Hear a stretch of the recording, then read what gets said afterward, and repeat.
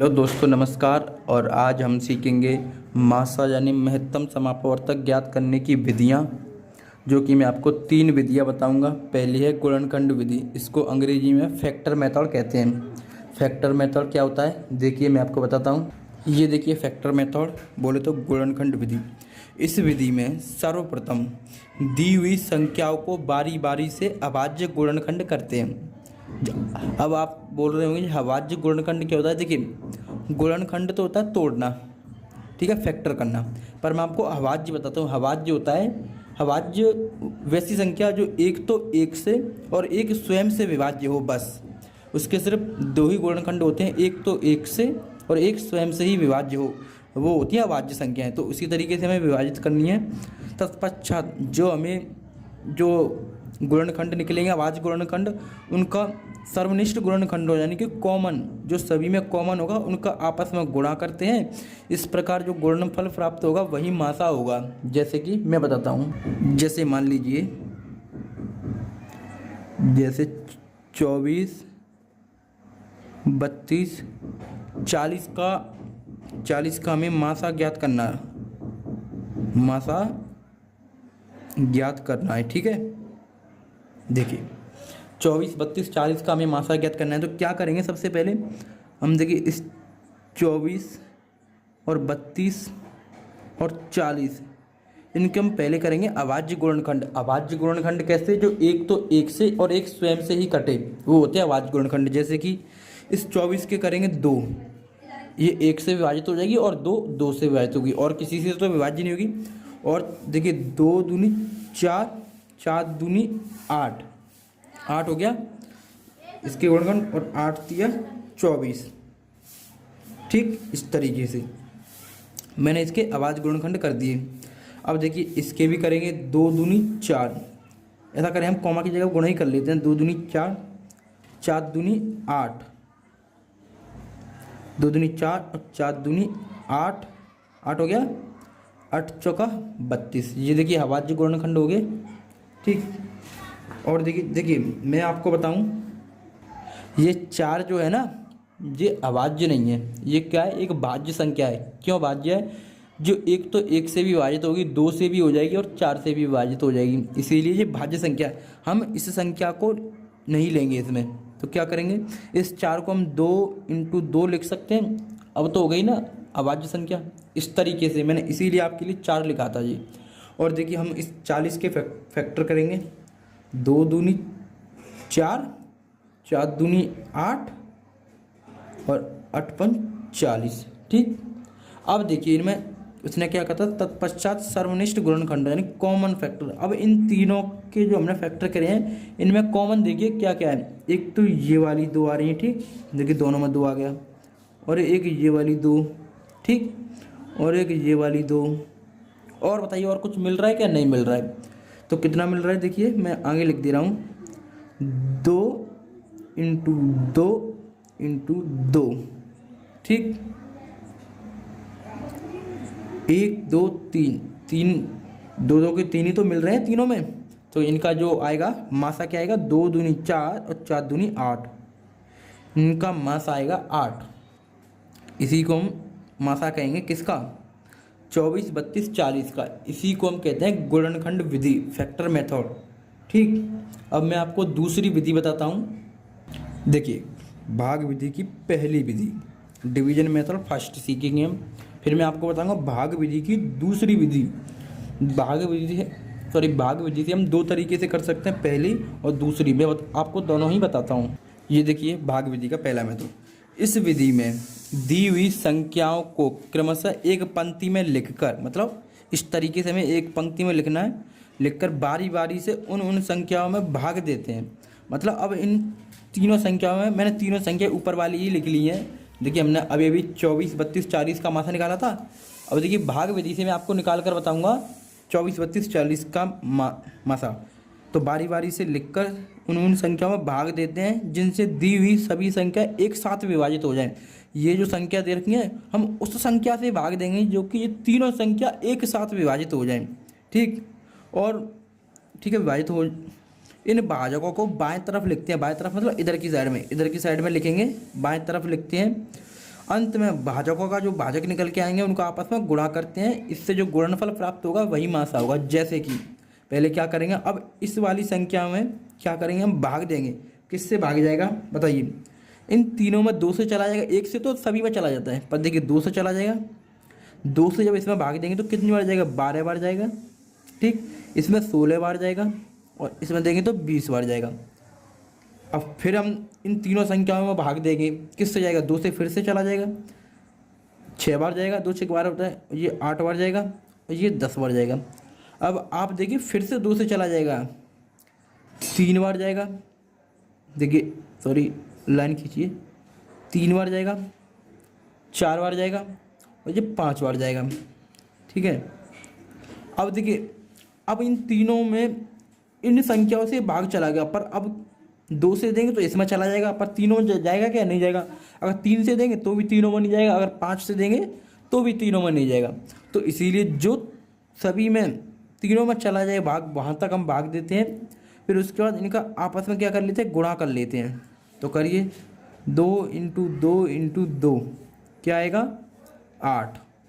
वही ऊपर आया था ना 8 मासा, इसका भी 8 ही आएगा। और देखिए मैं आपको दूसरा एग्जाम्पल बताता हूँ। ये देखिए 24, 36, 48 इधर कर लेता हूँ। देखिए 24, 36, 48 का हमें मासा ज्ञात करना रहा तो कैसे करेंगे, पहले हम 2 से देंगे, कितनी बार जाएगा, 12 बार जाएगा।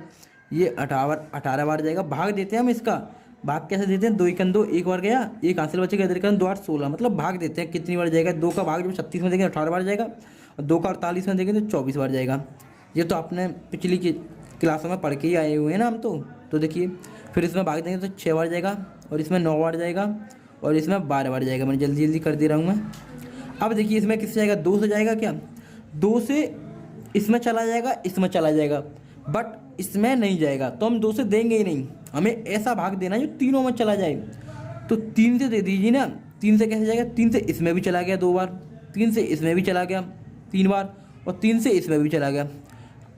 बस अब 2 से देंगे तो इसमें और इसमें चला जाएगा, पर इसमें नहीं जाएगा। 3 से देंगे तो किसी में नहीं जाएगा। तो हमारा मासा क्या निकल के जाएगा, यही। अब इनका आपस में गुणा कर लीजिए, गुणा करेंगे तो कितना आएगा, 2 × 2 × 3, 2 दूनी 4 और 4 तिया 12।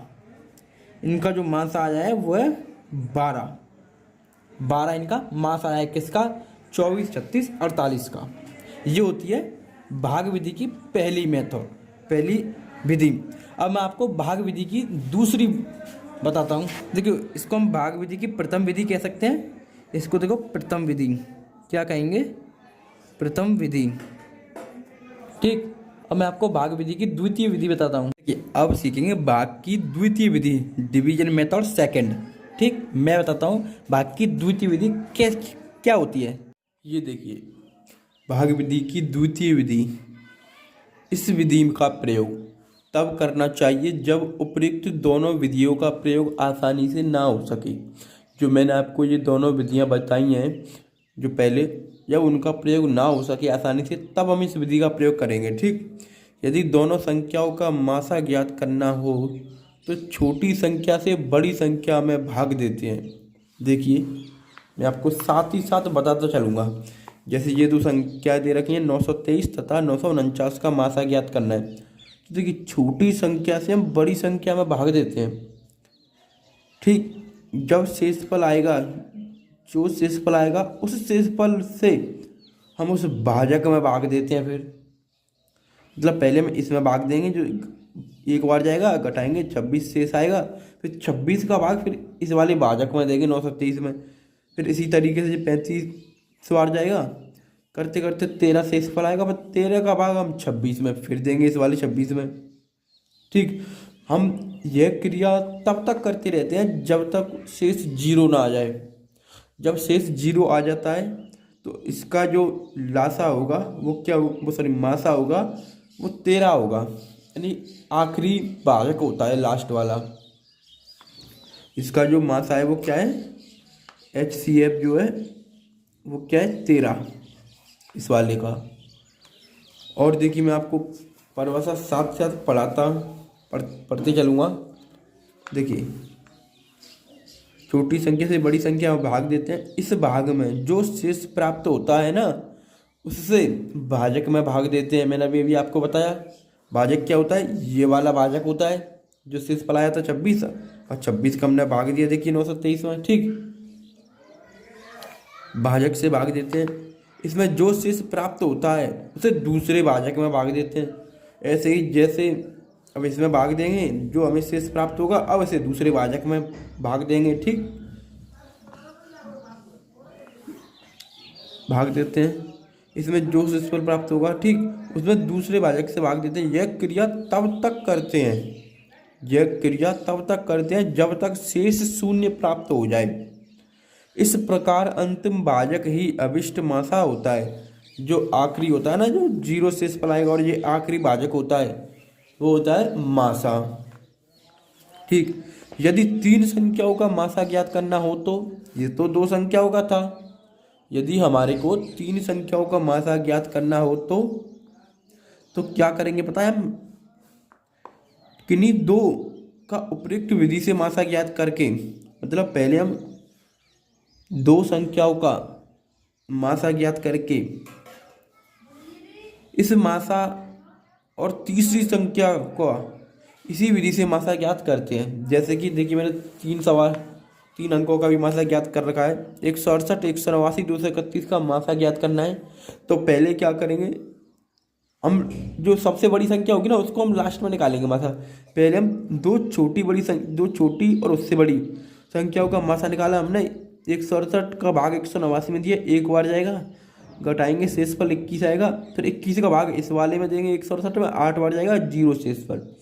यानी इन दोनों का मासा सिर्फ कितना आया, 21, सिर्फ इन दोनों का। अब चाहिए हमको 21 और 231 का मासा, किसका, 21 तो ये आ जाए और 231 का मासा चाहिए। अब 21 का भाग 231 में देंगे, 11 बार जाएगा, 1 बार देंगे, फिर घटाएंगे, फिर इस तरीके से 0 आएगा। अब इन तीनों का मासा हम कह सकते हैं वो क्या आएगा, 21 आएगा, ठीक। इन तीनों का जो मासा आएगा 21 आएगा। आप चाहे तो देखिए इसको और फिर से पढ़ सकते हैं, पर मैं आपको पढ़ के नहीं बताऊंगा, ठीक। देखिए अगली वीडियो में हम सीखेंगे अब लघुत्तम समापवर्त्य यानी LCM। मैंने आपको HCF के बारे में सारी डिटेल्स बता दी, HCF निकालने की विधियाँ, HCF क्या होता है, समापवर्त्य क्या होता है, अपवर्त्य क्या होता है, ये सारी चीज़ें मैंने आपको बता दी हैं। अब मैं आपको लीस्ट कॉमन मल्टीपल यानी कि LCM लघुत्तम समापवर्त्य ज्ञात करने की विधियाँ और उसके बारे में डिटेल्स बताऊंगा, ठीक।